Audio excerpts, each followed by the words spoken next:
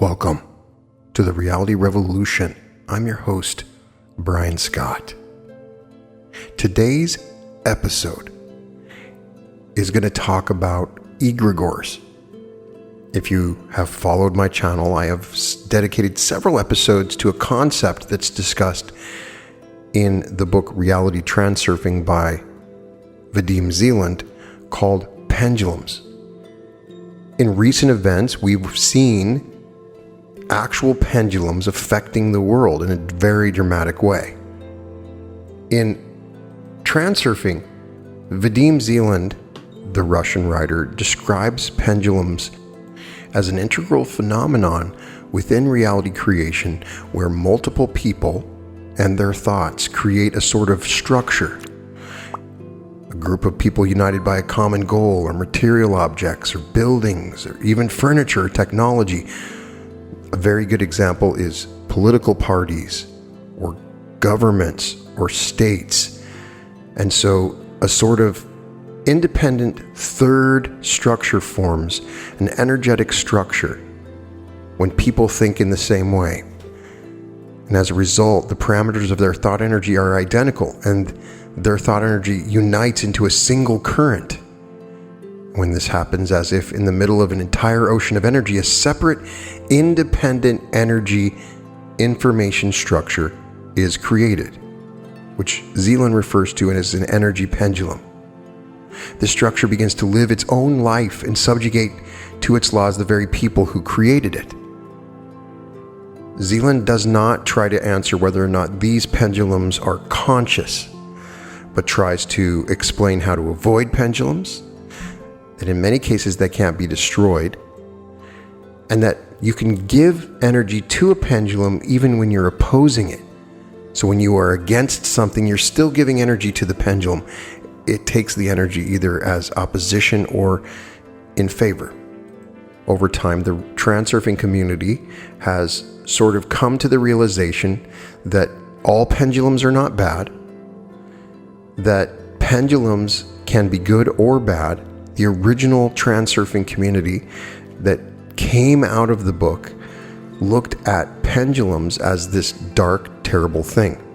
And in history, we have seen pendulums become a dark, terrible thing. A group energy forms. We've seen in Nazi Germany. We've seen it in most major wars. And we saw it recently in the Capitol riots. A group frenzy occurs where people lose their own consciousness and become a part of something else, good or bad. That is the phenomenon of pendulums. And with social media, we have now come to a point where pendulums are very common and they dominate and control you. You may be an adherent to a certain philosophy or an idea. You may like a certain band or style of music, whatever it is. They're all pendulums. But there's not enough information. I've really tried to go over that in previous episodes, so check out my episode, Everything You Wanted to Know About Pendulums But Were Afraid to Ask. And I try to go over what Zeland says in here, but he does not say whether they're conscious. He compares it to an egregore. In occult literature, there has been a concept that is discussed multiple times called the egregore. And after really doing research on the egregore, I have found some additional information which helps me to understand the pendulum. And it affects your ability to create reality. Oftentimes, pendulums or egregores form and they define your goals. They define your reality and pull you into realities that you may not choose. You may not even be thinking thoughts that are your own. You're thinking the thoughts of the pendulum. But it's interesting to go back. The literature on the egregore goes all the way back to the beginnings of time in many ways. And there may be some information from these discussions of the egregore to expand our ability to understand the pendulum in reality creation, to control it, to overcome it. The word egregore is Greek in origin and is derived from egregoros, meaning wakeful or watcher. The word is found in the book of Enoch, wherein it is described as an angelic being. The book of Enoch is ascribed to Enoch, the grandfather of Noah. The most commonly used definition taken from Wiktionary.org is occult autonomous psychic entity composed of and influencing the thoughts of a group of people, which sounds exactly like a pendulum. However, there's a second definition, an older, more significant, and perhaps frightening one. Here, an egregore is more than an autonomous entity composed of and influencing the thoughts of a group or people. It is also the home or conduit for a specific psychic intelligence of a non-human nature, connecting the invisible dimensions with the material world in which we live. This, in fact, is the true source of power of the ancient cults and their religious magical practices. Now, the reason I mention this, it's always been very interesting to me to look at pendulums now that I understand them and to ponder if they're conscious. For instance, General Electric is a pendulum. Enough people have contributed to the pendulum of General Electric. Is there a point where it becomes conscious and it begins to control the people within it? There's an implication from the research that I've done that the old occult teachings, they would use pendulums and they would use it to create power. And it is part of all these secret societies. They would create a pendulum and then you would be indoctrinated into the power of the pendulum. Monai Sadu, a Polish occultist of the French-Russian Martinist lineages, defines an egregore in his seminal work, The Tarot, as a collective entity, such as a nation, state, religions, and sects, and their adherents, and even minor human organizations. The structure of egregores is similar to that of human beings. They have physical bodies, that is collectively all the bodies of those who belong to the particular egregore, and also astral and mental ones, the egregore being the sum total of all these elements. To my knowledge, the only modern scholar of esoteric philosophy who has written about the importance of the egregore is Jocelyn Godwin of Colgate University in New York State, who declares the power of the egregore in his book, The Golden Thread. Godwin traces the origin of egregores, at least in the West, to the semi-animistic beliefs of ancient Greece and Rome, and the intimate relationship that the ancient cult practices had on daily life as well as foreign affairs. This is critical because here we see that every aspect of life has a sacred component to it, that in the proper execution of one's duties, the visible and invisible worlds are kept in harmony from the perspective of classical religion. Now, the study of these relationships and their method of implementation became a specialized focus of the priestly class. These rituals and their attendant sacrifices were considered vital to the health of the family, community, or city. Even the empire. Within this larger collective body, the individual lived their life and performed their duty and experienced their destiny as the gods dictated. Perhaps a good example of this is the TV series American Gods. By the way, a great book. And when enough people believe in a certain God, that God exists and has power. And it's just the accumulated thought structures of the people around that person. So there's a God of love, there's a God of media, all of these things begin to exist. As Godwin points out, the relationship of the visible and invisible, in which the grave was seen as one final destination, the ancient gods to whom cults were dedicated and offerings made, in some ways may have needed human religion more than humans did. There's an occult concept of the egregore, a term derived from the Greek word for watcher, Godwin says. It is used for the immaterial entity that watches or presides over some earthly affair or collectivity. The important point is that an egregore is augmented by human belief, ritual, and especially by sacrifice. If it is sufficiently nourished by such energies, the egregore can take on a life of its own and appear to be an independent personal divinity with a limited power on behalf of its devotees and an unlimited appetite for further devotion. It is then believed to be an immortal god or goddess or angel or daemon. We don't think of it now in the modern day. It's just an energetic structure that is taking energy all the time. You're giving it energy.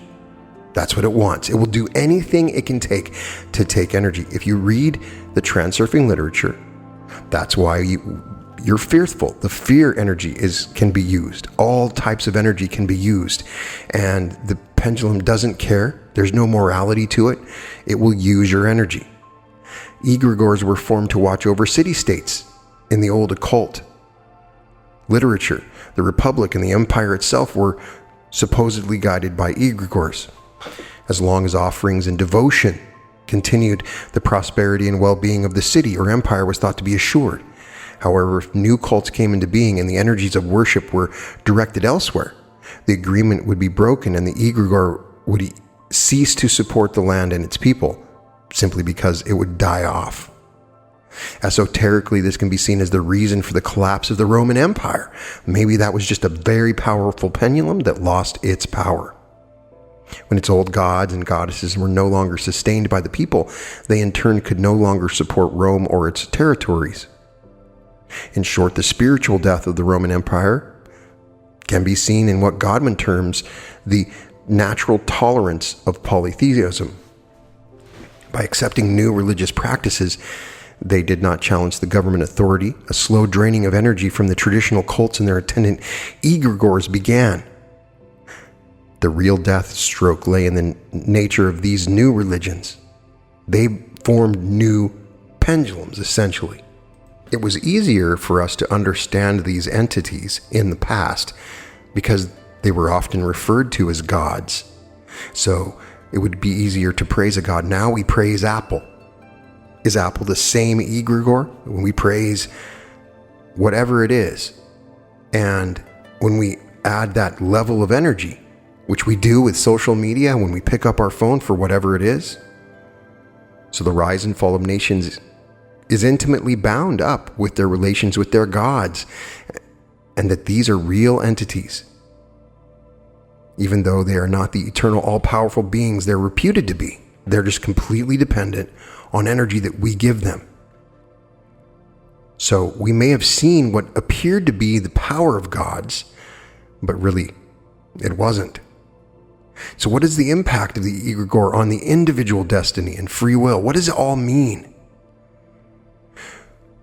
We can also see references to the egregore in Tibetan Buddhism. Although the term egregore is unique to Western esoteric and occult practices, the ideas it embodies are not. In fact, they're widespread, and in some form they are the basis of all spiritual and magical practices across the globe. Among the most powerful of religious egregores in the world are those of Islam and Buddhism, but Tibetan Buddhism in particular has provided us with the most potent glimpses of this ancient practice on an organized and national level. Now, one place to read about Tibetan Buddhism is Alexandra David Neal. In 1911, she undertook trips to India, a trip that gave her a lot of deep information. So I sometimes read some of David Neal's stuff, and through the writings, the idea of the tulpa, an animated thought form that takes an autonomous existence, entered the vocabulary of Western esotericism and eventually that of the popular culture. Related to the word tulpa is the common idea among schools of Tibetan Buddhism, that of the tulku. Both tulpa and tulku are related to the idea of the mind being able to create a thought form, an idea that can gain a certain amount of functional vitality and longevity for a specific purpose. As Alexandra David Neal wrote in Magic and Mystery in Tibet, the power of producing magic formations, tulkus, or less lasting and materialized tulpas does not, however, belong exclusively to such mystic, exalted beings. Any human, divine or demonic, may be possessed of it. The only difference comes from the degree of power, and this depends on the strength of the concentration and the quality of the mind itself. Possibly the greatest contribution in all of David Neal's writings is the idea of the tulpa's ability to develop a mind of its own. Here we get the first idea that it may be conscious. She writes, once the tulpa is endowed with enough vitality to be capable of playing the part of a real being, it tends to free itself from its maker's control. This, say Tibetan occultists, happens nearly automatically, just as the child, when his body is completed and able to live apart, leaves its mother's womb. Yet, while David Neal claimed to have created a tulpa fashioned in the image of a jolly medieval monk, a creation that later developed a life of its own and had to be destroyed, she also raised the possibility that her experience was illusory. I may have created my own hallucination, she writes, although she reports that others could see the visualized monk as well. Now, I'm bringing this up because I'm trying to answer the question, are the pendulums conscious? In the Secret Oral Teachings in Tibetan Buddhist Sects, David Neal further elaborates on the difference between the terms tulpa and tulku. The Tibetans distinguish between tulkus and tulpas. The tulpas are more or less ephemeral creations which may take different forms, man, animal, tree, rock, etc., at the will of the magician who created them, and behave like the being whose form they happen to have. These tulpas coexist with their creator and can be seen simultaneously with him. In some cases, they may survive him or during his life free themselves from his domination and attain a certain independence. The tulku, on the contrary, is the incarnation of a lasting energy directed by an individual with the object of continuing a given kind of activity after his death. The Tibetan Dubtabs are considered to be experts in the art of creating tulpas. The belief in tulpas is universal in Tibet, and there are many stories about them, some of these stories being terribly tragic. Imaginary forms which are sort of a robot, which they control as they wish, but which sometimes manage to acquire some kind of autonomous personality. It's also stated that during their periods of deep meditation, the initiates surround themselves with an impassable occult protective zone, extended at times right around their hermitage, when they adopt the life of an anchorite. Novices who are training themselves according to the methods of the secret teachings are sometimes advised to exercise themselves in creating mentally around themselves an environment completely different from that which is considered real. For example, a forest. The usefulness is to lead the novice to understand the superficial nature of the sensations and perceptions. The relative world is close to the imaginary world because, as has been said, error and illusion dominate it. Most of humanity is unconscious of the fact that they live and move in a world of phantasmagoria. In her book, Magic and Mystery in Tibet, David Neal recounts a conversation she had with the Lama about the subjectivity of thought forms. When David Neal expressed the notion that those who died during various rites died from fear and the visions were of their own imagination, the Lama, to whom she expressed these thoughts, replied, according to that, it must follow that a man who does not believe in the existence of tigers may feel confident that none of them would ever hurt him, even if he were confronted by such a beast. Visualizing mental formation, either voluntary or not, is a most mysterious process. What becomes of these creations? May it not be that, like children born of our flesh, these children of our mind separate their lives from or escape our control and play parts of their own? Must we not also consider that we are not the only ones capable of creating such formations? And if such entities exist in the world, are we not liable to come into touch with them, either by the will of their maker or from some other cause? Could one of these causes not be that, through our mind or through our material deeds, we bring about the conditions in which these entities are capable of manifesting some kind of activity? I will give you an illustration. If you're living on a dry spot of ground at some distance from the banks of a river, fishes will never approach you. But cut a channel between the river and your dwelling place and dig a pond in the dry spot of the ground. Then, as the water runs in it, fishes will come from the river, and you will see them moving before your eyes. It is only prudent to be aware of opening channels without due consideration. Few indeed suspect that the great storehouse of the world, which they tap unconsciously, contains. One must know how to protect oneself against the tigers to which one has given birth, as well as against those that have been begotten by others. The reason that the pendulum is so powerful to me is when you really game plan the law of attraction out, there's something missing. A lot of times people say, well, I create my reality with my thoughts create reality, but multiple people are creating their realities all around us. And while we're in our reality tunnels, something seems to happen when multiple people share the same thought, which is what is happening all the time, almost on purpose. When we watch a television show, we're creating a pendulum around it. Star Wars is a pendulum. Star Trek's a pendulum. When you watch those shows, you're feeding the pendulum. To me, those are great pendulums because I get positive energy back from them.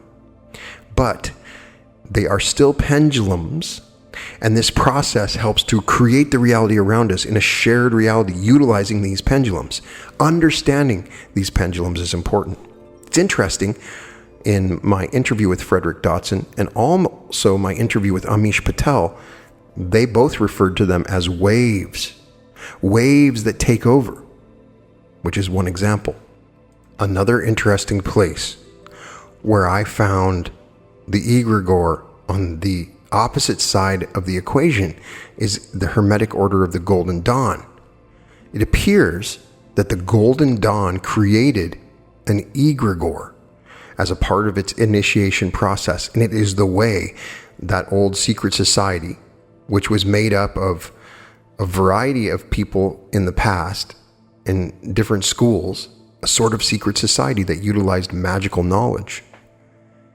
And so the Golden Dawn egregore is interesting. The entire essence of an egregore can be summed up in a document known as a flying roll. Documents of this type were written by 19th century British occultist MacGregor Mathers and Wynne Westcott, co-founder of the Hermetic Order of the Golden Dawn, for use by second order members who had received the degree of Adeptus Minor. The papers were circulated. One document, a more obscure document, past number 35, which you can find, is a document describing the etheric link, is the entire basis of the existence of the order. A member's relationship to the link takes place progressively over 3 stages, the first of which takes place in the outer order. In the 00, the neophyte is first introduced to the link, which results in a type of power surge in the aura, which expands the aura and heightens its density. It is seen by those present who are clairvoyant as a shimmering green or blue light, depending on the degree of contact. In the 4 subsequent elemental grades that follow, the link established in the 00 is then opened up to receive an impetus of energy tailored to and in empathy with the corporeal elements. At this point, the aura must be continuously charged through ritual practice and meditation exercise, so that the power flow through the link does not close or seal off, which it will do if left in the outer element grades for too long a period. According to the document, if a member leaves or is expelled from the order at this point in their studies, the link will seal itself off, thereby severing the person from any psychic connection to the order. However, when a student enters the portal grade, their relationship with the link of the order becomes more concrete and definitive. From the portal grade onwards, the link undergoes a definite change. Being a parasitic by nature, it forms a firm shell within the aura itself, which resembles the shape of the body. It is translucent and emanates through the aura from subtle centers of the body. Once accepted into the body during the 5 to 6, it is then impregnated into the individual for life, unless the chiefs who emanate the link choose to close it down. In the order, one can only reduce the adept to the rank of portal, but they have no power to alter or cut the link. If one advances through the second order grades, this link is further strengthened by ritual. So we see here that the egregore operates psychically and is very precise, as in its discussion of how and why new egregores are formed. Later in the document, it says the link in its varying stages could be described as an astral tunnel of sorts, allowing access to certain regions of the astral plane, where a contingency of astral entities govern their respective areas. The main theory is that if there are enough links to humankind, more energy is released to man to accomplish something of the great work. Hence, when one obtains initiation with an order, these links are forged. Basically, this is a two-way communication. The astral entities need devotion to increase their own power in the astral by having the devotees send back the impetus through devotion and worship, and with the result being the energies of two different worlds are received and converted, a type of perpetual motion that increases as long as both parties are willing to conform. An esoteric order usually works from the essential basic theme, but concentrates in different areas of development. So we have a specific direct contact with this astral entity. And the mention of the astral tunnel I find interesting. It's important because it suggests a direct connection to a particular sphere or level of intelligence or energy without the necessity of going through a variety of steps along the way, a sort of hotline. Perhaps there are some pendulums that you can access by direct links through the use of words or ritual that can enhance or hurt you in some way. A similar idea is presented in at least one school of Taoism, where the student undertakes a series of visualizations that will cause them to become aware of a sort of tunnel that will take them to an astral location. Here they meet a variety of typical characters, royalty or warriors, and from them receive specific information regarding their path. Another author I find interesting is Walter Ernest Butler, who was another great writer of occult literature who was associated with Dion Fortune. In one article, Butler goes to point out that the fundamental nature of the egregore consists of collective emotions, and that the thought form itself is amoral, taking its directions from those connected to it. From the inner point of view, Butler says, we may see it as a composite thought form charged with emotional energy. This energy is evoked from all those who are linked with the thought form. If there are those in the group who know something of the psychic mechanism involved, it can be directed upon any chosen target. It is obvious that such energy can be used for good or evil purposes. The intention of those who manipulate the energy within the collective thought form determining the way it is directed. As a general rule, the thought form is built around some person or group of persons, and as the numbers admitted increase, so the power and range of the egregore increases, and a peculiar reciprocal action takes place. Each member of the group pours energy into the collective thought form, but equally into each member there also passes the influence of the group as a whole. This reverse action brings to light certain problems.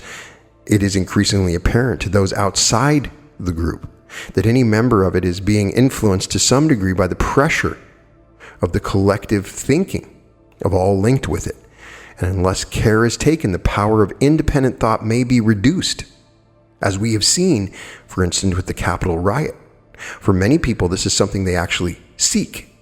They may feel inadequate in their everyday world and feel that by being linked in this way, they are protected from what they see as aggressive tendencies from other people. Or again, they may feel inadequate to deal with new ideas and situations and feel that the group mind will do their thinking for them and will not be in danger of any wrong thinking. Both of these tendencies are unhealthy, but they are also common, more particularly in occult and religious or semi-religious circles. Indeed, where the mental and psychic conditions justify such domination by a collective group mind for a limited period, such dependence upon the egregore may even be remedial. But any organization which makes such dependence mandatory upon all its members is treading a dangerous and slippery path and will sooner or later come to grief. For instance, Butler was known for starting an order called the Servants of Light,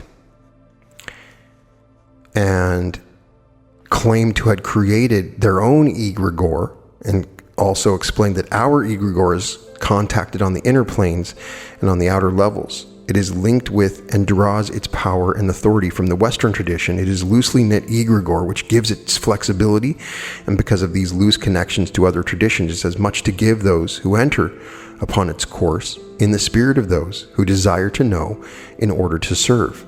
So this may be something that is both good and bad, and it is an aspect of our thinking and our reality creation. In the Law of One material, they talk about something called a social memory complex, which very much sounds like an advanced form of pendulum, but it may be an interactive pendulum where you are taking part in a group mind where you're conscious of it and you're a conscious part of this pendulum. outside of just being an astral entity that is influencing you. So I think that's the difference in the social memory complex, is that you are involved in it and you can access it. It's a positive all the way around. Valentin Tomberg is another who discusses in his book, The Tarot, the egregore in relation to the devil, really stating a sort of dualism that all egregores are bad, very much like Vadim Zeland does. Tomberg is discussing the egregore or pendulum created by the Roman Catholic Church and initiations and religious orders and how they can be quite different. Tomberg states, if there are egregores of initiation, orders, and religious and other communities, they're always negative. The egregore of Catholicism, for example, is its parasitic double, the existence of which it would be futile to deny, which manifests itself as fanaticism, cruelty, diplomatic wisdom, and excessive pretensions. But insofar as the protective spirits of communities are concerned, they are never egregores, but rather they are entities from the 10 hierarchies. 10 because the 10th hierarchy, that of mankind, is included here. It is therefore a human soul, an angel or an archangel, who assumes responsibility for the direction of a human community in a positive sense. Thus, it is not at all an egregore, but rather St. Francis himself, who is the spiritual director of the Franciscan order. So we get this intermixing of religion here that's sort of trying to see where the egregore is going, but that also separating it, saying that angels are involved. You can see the rationalization and understanding what's going on here. So Tomberg's discussions maybe get a little boring, but he does offer some practical and insightful advice on how to avoid creating or strengthening negative forces through these egregores. Let us be silent, he says. To be silent is more than to keep things secret. It is more even than to guard oneself from profaning the holy things to which a respectful silence is owed. To be silent is more than to keep things a secret. It is more even than to guard oneself from profaning the holy things to which a respectful silence is owed. To be silent is above all the great magical commandment of not engendering demons through our arbitrary will and imagination. Let us resign ourselves, therefore, to the great work of contributing constructively to tradition, the spiritual, Christian, Hermetic, scientific tradition. Let us thoroughly immerse ourselves in it. Let us study it. Let us practice it. Let us cultivate it. Let us work not in order to overthrow, but in order to build. Let us range ourselves amongst the builders of the great cathedral of mankind's spiritual tradition, and let us try to contribute to it. So essentially, he's saying to be silent. It's interesting, he does say that physical locations can be anchor points for the pendulum or egregore. He makes a distinction based on theological assumptions between talismans and the sacraments, stating that holy sites and relics and sacraments are not talismans, but rather gateways through which inexhaustible energy flows. One of the interesting aspects of the Transurfing book is the discussion of battling pendulums. Obviously, it can result in war. Pendulums can lead to your death. Two countries that are battling each other are two pendulums that are battling each other. The French mystic Paul Sadir describes combat between egregores from his book Initiations. Great historic catastrophes, as you now must have seen, have not had less futile causes. One must therefore pay attention to them if one is to intervene usefully in any way. We French have a greater right and duty than anybody to love our country in every way. If, doctor, you have any awareness of the invisible realm, you must have seen how much light and beauty has come to Europe through France in spite of all the follies of some of its sons and misdemeanors of its princes. Ingratitude is not the prerogative only of men. The beings that the grandiloquent Eliphas Levi called egregores also possess this fault. The egregores of other nations have no concern for our own country. On the contrary, they'd very much like to dominate or even destroy it and enrich themselves from the spoils. And the adversary, who's on the watch for every chance of a quarrel, helps as much as he can. In the three persons about whom we are talking, he found a marvelous field of opportunity.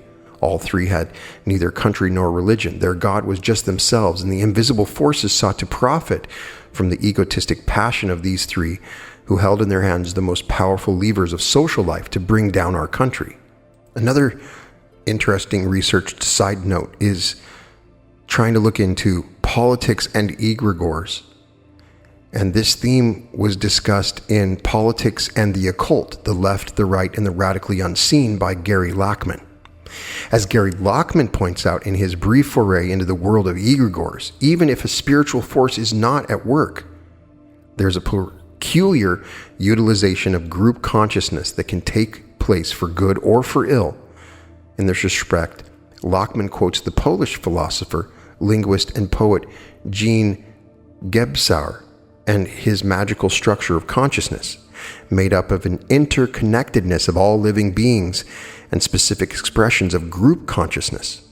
Lachman points out this collective shadow or egregore can express itself in fiction, as the English novelist, poet, playwright, and politician Edward Bulwer Lytton demonstrated in his occult novel Zanoni, as well as in real life. Lachman quotes Maurice Bettman, the American historian and social critic best known for his book The Reenchantment of the World. An entire culture can eventually undergo very serious changes as the result of slow accumulation of enough psychic and somatic changes on an invisible level. This particular group force of mind is something that has been consciously created and cultivated by a variety of associations, while religious and political associations are easiest to identify, and esoteric and occult movements make the most vocal claims to the existence and power of their egregores. In the media-dominated world, we see marketing and branding of celebrities and multi-generational television and movie franchises as having their own egregores. These may even be composed of smaller units, but they all feed into the larger ideal or collective entity. One interesting place to look is the authors Jean Houston and her husband Robert Masters, who wrote several books, in particular Swimming Where Madmen Drown and Mind Games, The Guide to Inner Space. And that final book was a book intentionally designed as a hypnotic device to essentially create pendulums. Reading the book in itself is a guided meditation. Masters and Houston wrote, "We are beginning to go now into trance together. We are going to experience deepening together. Finally, each of us will contribute to the pool of consciousness out of which the group spirit will draw its substance and arise to exist once again. And now we will breathe rhythmically together, gradually bringing our breathing together until we are all exhaling and inhaling in perfect unison. And we will continue to do that for a while." Using this, they attempted to create the pendulum in a series of instructions repeated several times to deepen the message and ensure compliance. And now we are becoming, and all of us are becoming one mind, one trance, one ever deepening trance. There, after several minutes, the actual goal of the group activity is revealed. The manifestation and materialization of a sort of egregore. It's not an abstraction, but rather a magical ritual to bring something into the materialization by the group, which is perhaps the social memory complex, or it could be something more. So there may be techniques and ways we can use, using that in particular, in order to achieve a better understanding of the egregore, or use egregores in our lives. Another great place where you can see a discussion of this is in the Rosicrucian texts. Harvey Spencer Lewis writes about it a little bit in some of his books, who was one of the originators. One interesting concept that comes from Napoleon Hill is the idea when you come together in groups, in masterminds, that a third mind forms. And what I think is happening with the Napoleon Hill literature and Think and Grow Rich is he discovered a way of creating a pendulum. When you get together with 3 or 4 people and talk about stuff, you create something different, and it's like it works more powerfully towards your goals. We could call this a third mind. As Napoleon Hill said, the coordination of knowledge and effort of two or more people who work toward a definite purpose in the spirit of harmony. No two minds ever come together without thereby creating a third invisible, intangible force, which may be likened to a third mind or mastermind. The third point articulated in the above quote is the critical element, and we see it in the creative life of many individuals. And beat author William S. Burroughs and artist Brion Guisson called this phenomenon the third mind and wrote a book of that title consisting of their collaborations. They further elaborated not just on the idea of a creative impulse at work, but also gave various methods to engage and express it.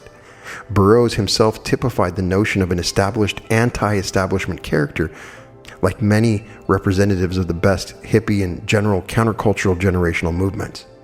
Burroughs was self-destructive and self-indulgent and unpredictable, and he sought out direct experiences as the basis for his philosophy and art. And here he was trying to create direct experiences using this concept of the egregore. So can we free ourselves from the influence of the egregores? So Vadim Zalin would say that you cannot, that you sometimes need to share with the pendulum, act as if you're a part of it in order to escape it. Using several examples, by attacking the pendulum, it will just come back to attack you. You can rent yourself out. You may need to incorporate into a pendulum to get a job, to get money, to get paid in some particular way, but you don't want to give your energy to it. So becoming aware of how you're giving your energy to the egregores would appear to be one of the keys to doing it. But what do these other documents from occult literature say about escaping from the influence of egregores? It's interesting.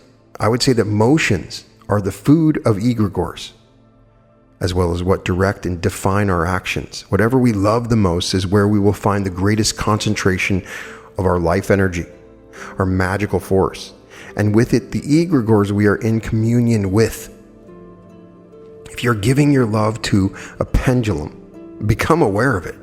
Maybe you want to, but you are losing your energy to it. For students of esotericism, the main areas of concern are separation from the egregore of a dominant religious movement, or even from one or more initiatic organizations to which they belong. How do we escape? Some entities are more difficult to identify. Are they collective consciousness or a classical egregore? For example, in recent decades, the reach, consistency, and frequency of messages made available through mass media have transformed many areas of popular culture, from entertainment into lifestyles, whether it is Star Wars and people identifying themselves as Jedi or Sith, in the religion category of any given census, or those individuals who follow musical bands or personalities. The purpose of media is on its most fundamental level to create an egregore. This can also mean the arising of an umbrella movement, something general yet clearly identifiable, such as the New Age movement, steampunk, or even various historical reenactment groups. Each group will have its own typical member, a stereotype or archetype that is identifiable and, more importantly, marketable. Common characteristics and values can be used to create temporary or transient collective minds or egregores. As a result of their relative strengths and particular emphasis, these forms of media created and media-sustained groups often have a highly transient membership. In short, this type of membership is something one grows out of over time as various unrelated needs and obligations increasingly demand one's time and attention. But the egregore remains. Do you have a dominant relationship with an egregore that's like that? How do you break the hold? I think you can do it through affirmations, becoming aware. Now here's an interesting one.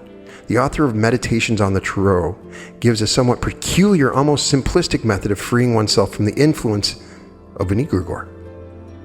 We must bear in mind that this particular author, all egregores are seen as negative, and only a pure devotion to the ideals put forth by the Christian scriptures is seen as protection from all negative forces. For protection against artificial demons, the author says, or egregores he calls them, one who is afflicted to make the sign of the cross to the north, south, east and west, and repeat the first verse of the 68th Psalm. Let God arise, let his enemies be scattered, let those who hate him flee before him. As smoke is driven away, so drive them away. As wax melts before fire, let the wicked perish before God. One must spin 3 times to the left and cross oneself. Now this notion of spinning may appear silly. It is used in the 5 Tibetans, something similar. It's based on the idea of movement or throwing off the negative connections the egregores may have with you. This is just as one would turn quickly to avoid being touched. Moving to the left is also to move in the direction associated with banishing and ritual magic. Spinning, like singing, is correlated with bringing forth the energies of life. The symbolism of the cross is well known both for its standard religious as well as esoteric value. It can go all the way back to the Egyptian religions. They used the signs of the cross or the Ankh, so it's not just purely a Christian thing. In addition to specific spheres of the Kabbalistic tree of life, connected to the head and shoulders, the arms of the cross are related to the 4 cardinal directions. So can we destroy an egregore? The example that Zealand gives is that if you're walking through a forest and then you see a hornet's nest, and then you take out your sword and you whack the hornet's nest, then the hornets attack you and you can say, why did the hornets attack me? So the Zealand's example is to leave the pendulum alone. I do believe you can reduce its energy, and over time that it will initially go away, that it's all sustained by energies. So you personally can avoid giving its energy, and that's one step that you can take. There are specific occult movements of creating a sword and allowing you to destroy it. There's different mantras and things that you can try doing. I don't know if those work, but you can certainly find those. In many ways, some of these pendulums are so powerful you may not escape. You see examples of people being unable to be deprogrammed. So I would find the key words that are programming you. Oftentimes, the egregore or pendulum will use very powerful manipulative techniques and keywords that evoke emotions, which are the food of the egregore. Becoming aware of these things, taking the intention of deprogramming yourself are probably the key points. What I have found personally is becoming the neutral observer as often as you can will allow you to escape from the pendulum. Check out my meditation, Surfing the Pendulums. In this meditation, I give you a way to sort of visualize the pendulums in your life so that you can naturally surf around them and become aware of them. That is what works for me. Becoming aware of them, I think, is the fundamental thing. Oftentimes, the pendulums that have the most power are the ones that you're not aware of. When you are aware of their power, you can give your energy to them as you wish. If you have anything in your life that you're super obsessed with, take a step back and look at it and see, hey, am I giving my energy to this? Is this destructive? If there's anything in your life you hate, that you push energy towards, that really bothers you, that is a pendulum you're giving energy to. So if there's something that you cannot stand, that you're constantly looking into, you're giving it energy. So that is one way to understand. It's going both ways. I don't think that there is an exact way. Every situation is a little bit different.